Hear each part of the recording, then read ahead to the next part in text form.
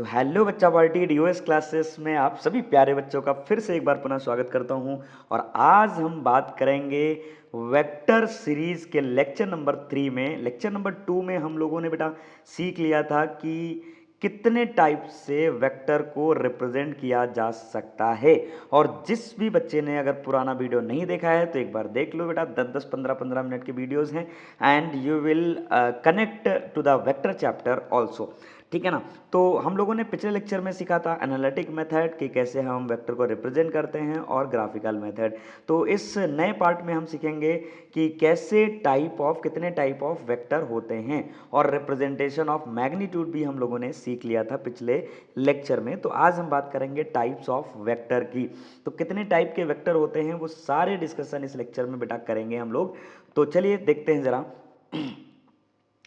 पहला वेक्टर होता है that is free vector. Free vector, अच्छा वेक्टर की एक खास पहचान होती है बेटा, जितने भी टाइप के वेक्टर हम देखेंगे वो सारे टाइप के वेक्टर को अगर हम पढ़ेंगे तो उससे उसका जो अर्थ होता है ना वो निकल रहा होता है बेटा। ठीक है ना। तो पहला कितना, दैट विल बी, पहला क्या है, फ्री वेक्टर। क्या होता है बच्चा party free vector? A free vector is defined by its magnitude and direction which have not specific position in a space। मतलब फ्री वेक्टर को हम कहीं पर भी एक जगह से दूसरी जगह ले जा सकते हैं without changing the direction as well as magnitude. तो बिना मैग्नीट्यूड चेंज किए हुए, बिना डायरेक्शन चेंज किए हुए इस वेक्टर को हम शिफ्ट कर सकते हैं। जैसे हमने अगर ये वेक्टर लिया और इस वेक्टर को हम मान लेते हैं, इसको उठा करके बिना मैग्नीट्यूड, मतलब इसकी लेंथ नहीं चेंज करना है और इसके एरो का डायरेक्शन नहीं चेंज करना है, तो ये क्या कहलाएगा, फ्री वेक्टर कहलाएगा। ठीक है ना, फ्री वेक्टर कहलाएगा। अब जरा समझो यहाँ पर फ्री वेक्टर को, अगर हम किसी भी वेक्टर को इसके पैरेलल मूव करें, इसके पैरेलल मूव करें ना बेटा, इसके पैरेलल अगर हम मूव करें लाइक दैट, ठीक है ना, इसके पैरेलल मूव करें तो ये क्या कहलाएगा, फ्री वेक्टर कहलाएगा, क्योंकि इसका मैग्नीट्यूड नहीं चेंज हुआ और इसका डायरेक्शन भी चेंज नहीं होगा। So a free vector can be moved parallel to itself anywhere in a space without changing the direction and magnitude as well as। ठीक है ना। तो जैसे एग्जांपल वेलोसिटी वेक्टर हो गया, मतलब जो बाउंडेड ना हो वेक्टर, ठीक है ना, जो बाउंडेड ना हो, जैसे वेलोसिटी वेक्टर हो गया, डिस्प्लेसमेंट वेक्टर हो गया, फोर्स वेक्टर हो गया, etc। ठीक है ना। दूसरा टाइप ऑफ वेक्टर में क्या है, दैट इज फिक्स्ड वेक्टर। अब देखो फिक्स्ड वेक्टर क्या है, फिक्स्ड वेक्टर का नाम ही है क्या, फिक्स्ड, मतलब ये इसका एक पॉइंट फिक्स्ड रहेगा, इनिशियल या फिर फाइनल। ठीक है ना। तो अगर हम बात करें पोजीशन वेक्टर, जैसे एग्जांपल फॉर ये एक्स एक्सिस रेफरेंस फ्रेम लें, ये वाई एक्सिस, तो और यहाँ पर कोई मान लेते हैं एक बॉडी ऑब्जेक्ट है जिनका नाम दे देता हूँ मैं, दैट इज रामलाल। ठीक है ना। तो रामलाल की ओरिजिन से पोजीशन वेक्टर क्या होगी, दैट विल बी दिस। समझ में आ रही बात, हमने इधर से यहाँ से रेफरेंस लाइन, तो जहाँ से तुमने रेफरेंस लिया बेटा, अब ये फिक्स्ड हो गया। अगर अगर ये रामलाल यहाँ पर मूव करेंगे ना तो ये वेक्टर जो होगा ऐसे हो जाएगा, इसको आप हटा नहीं सकते कहीं पर भी, क्योंकि आपने रेफरेंस यहाँ पर लिया। बात समझ में आ रही क्या? तो ये रेफरेंस अगर आपने लिया है then it can not be shifted. तो इसका जो इनिशियल पॉइंट है वो क्या हो गया बच्चा पार्टी, फिक्स्ड हो गया, इनिशियल पॉइंट फिक्स्ड हो गया। तो अगर ऐसा कोई वेक्टर है जो कि फिक्स्ड वेक्टर है, जो कि आप हटा नहीं सकते सिवाय रोटेशन के, आप रोटेट करा सकते हो बट इसको मूव नहीं कराया जा सकता है, या चाहे पैरेलल हो या फिर कहीं और अदर वे या इन अदर डायरेक्शन हो। ठीक है ना। तो जैसे फिक्स्ड वेक्टर क्या है, fixed vector is a vector that has specific location in a space, जिसकी लोकेशन क्या होगी बच्चा पार्टी, फिक्स्ड होगी। In a fixed vector at least one position is bound, कम से कम इसकी एक पोजीशन क्या होगी बच्चा पार्टी, बाउंड रहेगी, एक पोजीशन बाउंड रहेगी।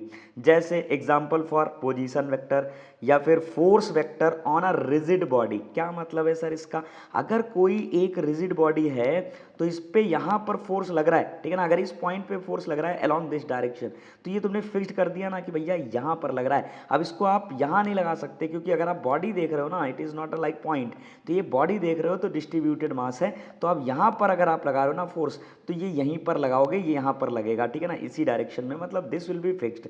ये क्या हो जाएगा, फिक्स्ड हो जाएगा। अगर आप इसको चाहो कि सर इसको शिफ्ट कर लेते इधर, तो इधर शिफ्ट करोगे तो ये पोजीशन चेंज कर देगा अपनी। अब यहाँ पर फोर्स जब लगाएगा तो इसकी कंडीशन अलग हो जाएगी, सिचुएशन अलग बन जाएगी। समझ में आ रही बात बेटा?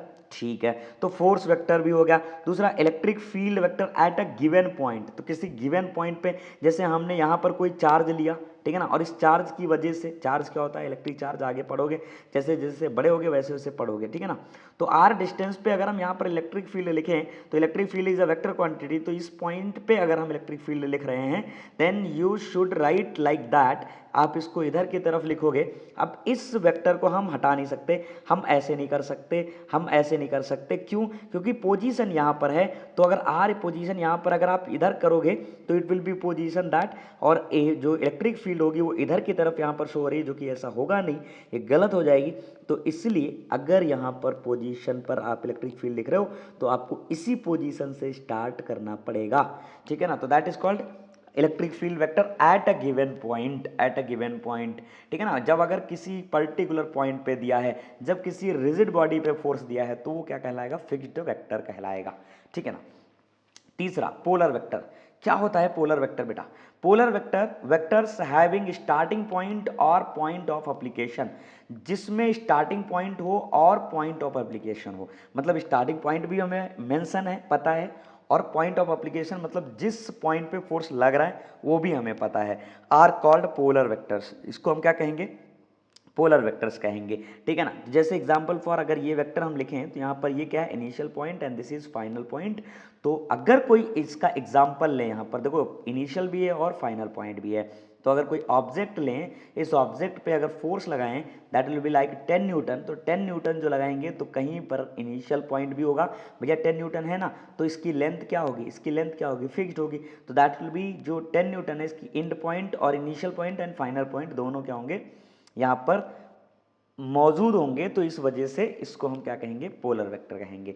Example displacement vector, force vector, velocity vector, ठीक है ना, ये सब क्या हैं, दैट इज पोलर वेक्टर। अब एग्जांपल में थोड़ा सा आपके दिमाग में थोड़ा सा कंफ्यूजन आ रहा होगा, किस तरह का सर कंफ्यूजन आ रहा होगा, कंफ्यूजन आ रहा होगा आपका, जैसे फोर्स वेक्टर, सर आपने कहा था force vector is a fixed vector, लेकिन आपने यहाँ पर कह दिया कि force vector is a polar vector, तो बेटा एक वेक्टर कई वेक्टर भी हो सकते हैं। तो जब यहाँ पर हम बात करते हैं ना, जैसे force vector on a rigid body, तो जब रिजिड बॉडी पे लगता है तो देखो यहाँ पर इनिशियल पॉइंट भी होगा और फाइनल पॉइंट भी होगा। ऐसे ही अगर पोजीशन वेक्टर भी लिखोगे तो इनिशियल कहाँ से हो रहा है, ओरिजिन से हो रहा है, और खत्म कहाँ पर हो रहा है, जहाँ पर उस ऑब्जेक्ट की पोजीशन है, लाइक दैट। यहाँ पर अगर है तो यहाँ से देखो इनिशियल हो रहा है, इनिशिएट हो रहा है, और यहाँ पर खत्म हो रहा है, तो that is the polar vector, correct है। तो एक वेक्टर कई सारे वेक्टर के फॉर्म में भी हो सकता है, इट इज नॉट नेसेसरी कि कोई अगर एक वेक्टर है तो वही होगा, ठीक है ना, एक वेक्टर है तो दूसरा नहीं हो सकता, ऐसा नहीं है, ठीक है। चलिए नेक्स्ट, चौथा एक्सियल वेक्टर और स्यूडो वेक्टर जिसको कहा जाता है। स्यूडो का मतलब होता है धोखा, स्यूडो का मतलब होता है धोखा, जो एक्चुअली में वेक्टर हमें लेना पड़ेगा, एक्सियल वेक्टर भी इसे बोलते हैं, लेकिन अगर हम एक्चुअल में देखेंगे तो इसमें कुछ हमें वेक्टर जैसा दिखाई नहीं पड़ेगा, इसलिए इसको स्यूडो वेक्टर कहते हैं। क्या होता है एक्सियल वेक्टर, जैसे एक्सियल वेक्टर एग्जाम्पल छोटा सा बता देता हूँ, आपके घर में जहाँ पर आप पढ़ाई कर रहे होगे वहाँ पर बच्चा पार्टी देखो ध्यान से ऊपर छत पे, तो एक पंखा चल रहा होगा लाइक दैट, ठीक है ना, और पंखे में 3 पर होते हैं ना बेटा, पंखे में 3 पर होते हैं लाइक दैट, हमने मान लिया 3 पर होते हैं पंखे में, और ये रोटेट कर रहा है along this direction, along this direction rotate कर रहा है। तो ये जो पॉइंट है ना, इस पॉइंट के परपेंडिकुलर रख दो, इस पॉइंट के परपेंडिकुलर रख दो, तो परपेंडिकुलर एक्सिस होगा, क्योंकि ये इधर की तरफ रोटेट कर रहा है, तो जिधर की तरफ रोटेट कर रहा है ना, अपने हैंड की राइट हैंड की फिंगर्स को कर्ल कराओ अलोंग दिस डायरेक्शन, कर्ल कराओ अलोंग दिस डायरेक्शन। तो ध्यान से देखो थंब किधर की तरफ है, कौन से हाथ को बेटा, दाहिने हाथ को, अपने राइट हैंड को। बाएं हाथ को कहीं पर फिजिक्स में हम ज़्यादातर यूज़ नहीं करते हैं, सारे काम राइट हैंड से हो जाते हैं बेटा, बाएं हाथ को हम एक ही जगह पे यूज़ करते हैं, छी छी छी, ठीक है ना। तो बेटा यहाँ पर क्या हम यूज़ करेंगे, राइट हैंड यूज़ करेंगे। जैसे यहाँ पर एक कोई पार्टिकल सर्कुलर मोशन कर रहा है, सर्कुलर मोशन कर रहा है, सर्कुलर मोशन कर रहा है, तो हम इधर की तरफ फिंगर्स को, अपनी चारों फिंगर्स को इधर की तरफ कर्ल कराएंगे, तो जो थंब का डायरेक्शन आएगा ना बेटा, ऊपर की तरफ आएगा। तो जो वेक्टर बना हुआ है ना, जो कि इसके सेंटर से होकर के जा रहा है, this is called axial vector, इसको हम क्या कहते हैं, एक्सियल वेक्टर कहते हैं। अब क्वेश्चन ये है कि सर इसका इनिशियल पॉइंट कहाँ है, तो बच्चा हमने बताया ना कि ये सर्कुलर मोशन में घूम रहा है, इसका इनिशियल पॉइंट आप डिफाइन ही नहीं कर पाओगे, इसका फाइनल पॉइंट आप डिफाइन ही नहीं कर पाओगे, तो there have no initial point और टर्मिनल पॉइंट, तो यहाँ पर कोई भी इनिशियल और टर्मिनल नहीं है, तो that's why it will not be polar vector, it is a axial vector, इसीलिए इसको हम क्या बोलते हैं, एक्सियल वेक्टर बोलते हैं। समझ में आ रही बात। जैसे अगर कोई भी पार्टिकल इधर की तरफ मूव कर रहा है तो आप फिर से अपनी चार राइट हैंड की चारों उंगलियों को अलोंग दिस डायरेक्शन कर्ल कराओगे तो आपको डायरेक्शन थंब की जो मिलेगी वो इधर की तरफ मिलेगी, that will be the direction of axial vector. ठीक है, आई होप कि यहां तक आपको समझ में आ गया होगा। जैसे इसका एग्जाम्पल क्या है बेटा, इसके एग्जाम्पल्स जैसे हमने मान लिया एंगुलर वेलोसिटी, ठीक है ना, एंगुलर वेलोसिटी या फिर टॉर्क, ठीक है ना, या फिर angular momentum, these are the examples of the axial vector. जैसे जैसे चैप्टर्स आएंगे उसमें वो मिलेंगे तो आप बेहतर तरीके से उस टर्मिनोलॉजी को समझ पाओगे ना बेटा। ठीक है, चलिए आगे बढ़ते हैं जरा। तो नेक्स्ट टाइप ऑफ में आता है जीरो वेक्टर। जीरो वेक्टर को बोलते हैं बेटा नल वेक्टर भी बोलते हैं। क्या बोलते हैं, नल वेक्टर भी बोलते हैं। नल वेक्टर का मतलब there have no magnitude, there have only direction but not be predictable. यहाँ पर केवल केवल डायरेक्शन तो है बट प्रेडिक्ट नहीं की जा सकती, क्योंकि जैसे एग्जांपल फॉर एक पॉइंट रख दो, आप एक यहाँ पर पॉइंट रख दो, तो अगर पॉइंट रख देंगे ना और आपसे पूछे कि जरा इस पॉइंट का डायरेक्शन बताओ क्या, तो भैया किधर की तरफ डायरेक्शन, ये पॉइंट किधर जा रहा था, इधर या इधर या इधर या इधर, किधर जा रहा था, नहीं पता हमें। समझ में आ रही बात, नहीं पता हमें। तो ए vector whose initial and terminal points coincide, जिसके इनिशियल और टर्मिनल पॉइंट दोनों क्या हो जाएं, कोइंसाइड हो जाएं, is called the zero vector और नल वेक्टर।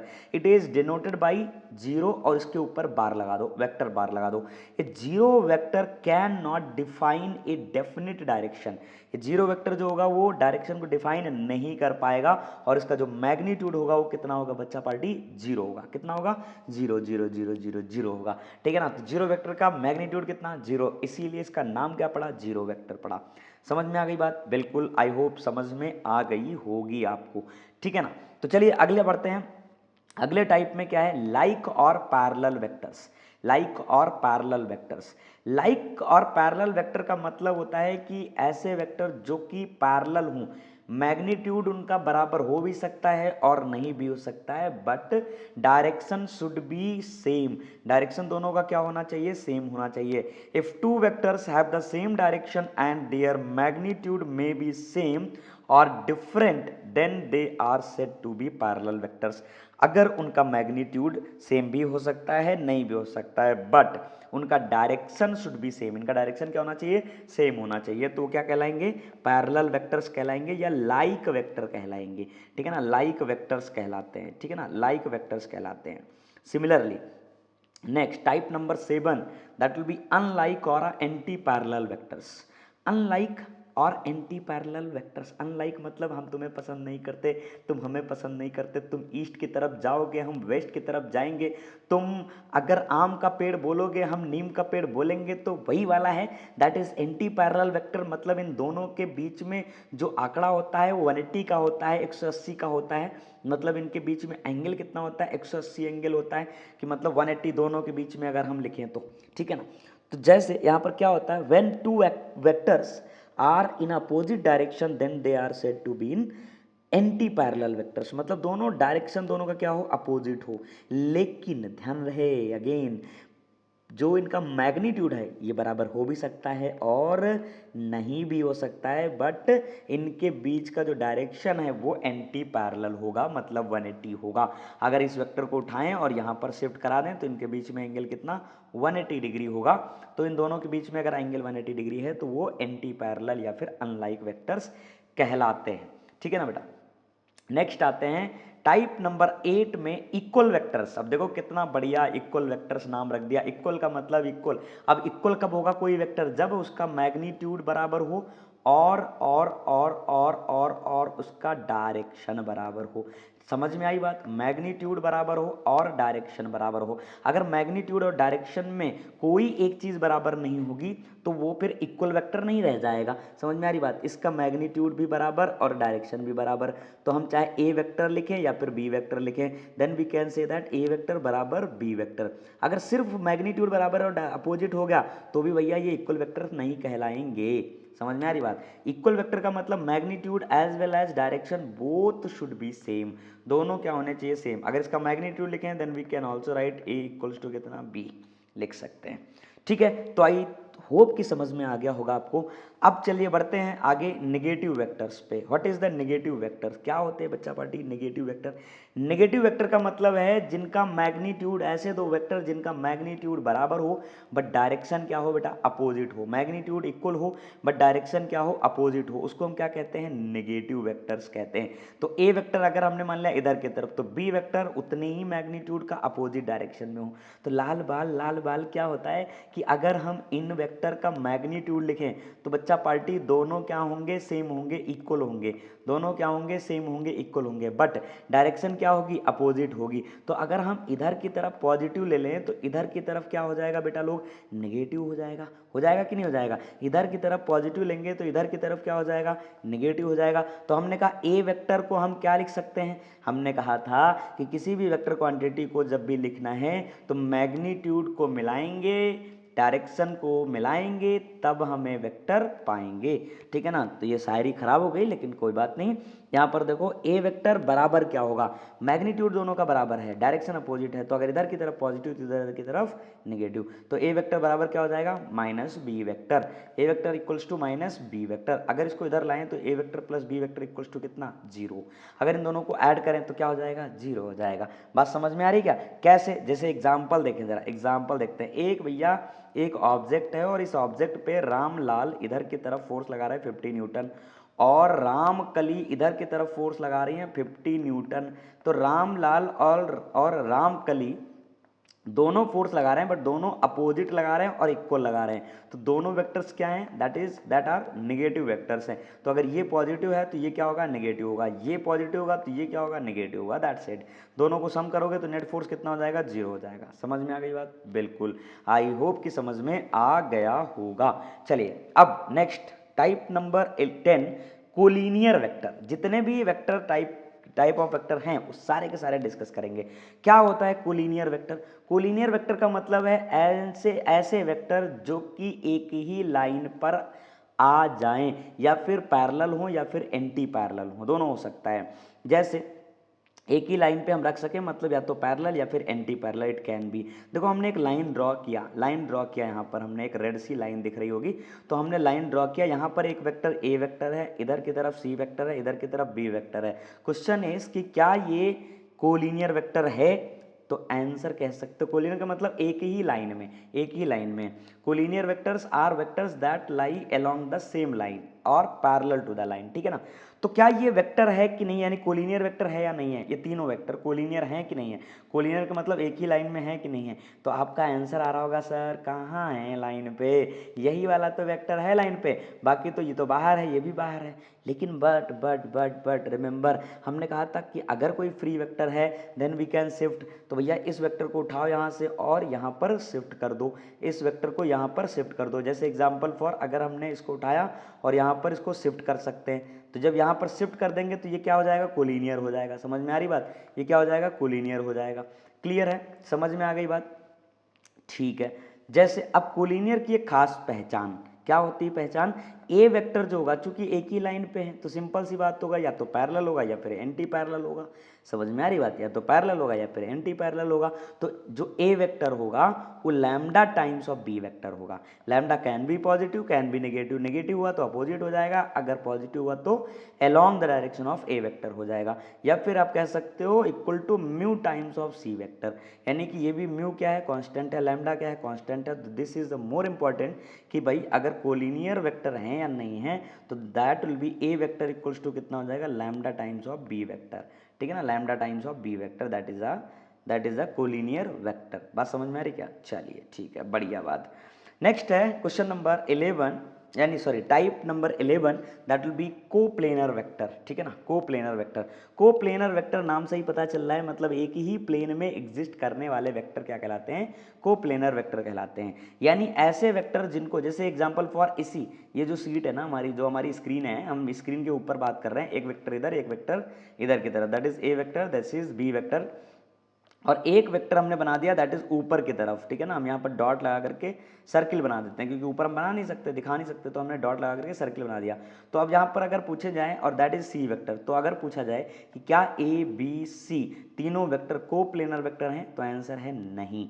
लेकिन अगर पूछा जाए क्या इनमें से कोई भी दो वेक्टर कोप्लेनर हैं, तो आंसर है हाँ, कोई भी दो वेक्टर कोप्लेनर हो सकते हैं, हो सकते हैं, कोई भी दो जो वेक्टर होते हैं वो हमेशा कोप्लेनर रहते हैं। बट अगर मोर देन 2 वेक्टर्स होते हैं तो वो कोप्लेनर हो भी सकते हैं और नहीं भी हो सकते हैं। बात समझ में आ रही क्या? तो 3 वेक्टर्स और more than 3 vectors are coplanar vector if they lie in the same plane, so 2 vectors will always be coplanar. तो आई होप कि यहाँ तक आपको समझ में आ गया होगा, ठीक है ना, आप सबको समझ में आ गया होगा।